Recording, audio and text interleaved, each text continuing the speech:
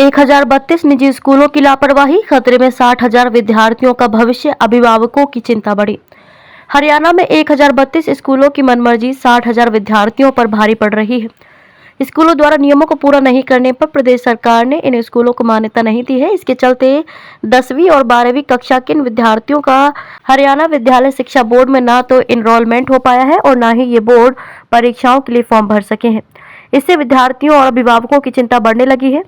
मार्च में राज्य सरकार ने साफ कर दिया था कि भविष्य में साल दर साल मिलने वाले अस्थायी मान्यता का मामला अब लंबा नहीं चलेगा। इसके लिए सरकार ने कुल अस्थायी मान्यता प्राप्त 1338 स्कूलों को नियमों में कुछ राहत देते हुए छूट दी थी और 2 साल की समय अवधि तय की थी। इनमें से 306 स्कूलों ने तो नियमों को पूरा कर स्थायी मान्यता ले ली, लेकिन सरकार द्वारा बैंक गारंटी मांगे जाने पर निजी स्कूल संचालकों ने इस फैसले का विरोध कर दिया। इधर शिक्षा सत्र समाप्ति की ओर है और फरवरी महीने में बोर्ड परीक्षाएं शुरू होनी है।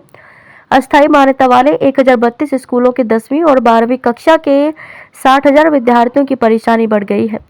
नियम पूरा नहीं करने पर सरकार ने इन स्कूलों को नए साल के लिए मान्यता नहीं दी है।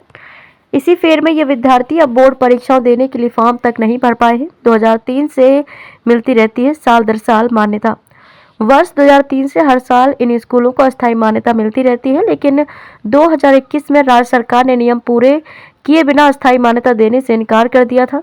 इन स्कूलों में कुल विद्यार्थियों की संख्या 5 लाख के करीब है। 6 महीने पहले शिक्षा मंत्री और मुख्यमंत्री मनोहर लाल के साथ प्राइवेट स्कूल एसोसिएशन की बैठक हुई थी। बैठक में नियमों में छूट कर स्थायी मान्यता के लिए पॉलिसी बनाई गई थी और इन स्कूलों से स्थायी मान्यता के लिए पोर्टल पर अवलोकन मांगे गए थे, लेकिन अधिकतर स्कूलों ने इसके लिए आवेदन नहीं दिया। अस्थायी मान्यता प्राप्त निजी स्कूलों को स्थायी मान्यता देने के लिए सरकार की तरफ से नियम काफी कड़े हैं।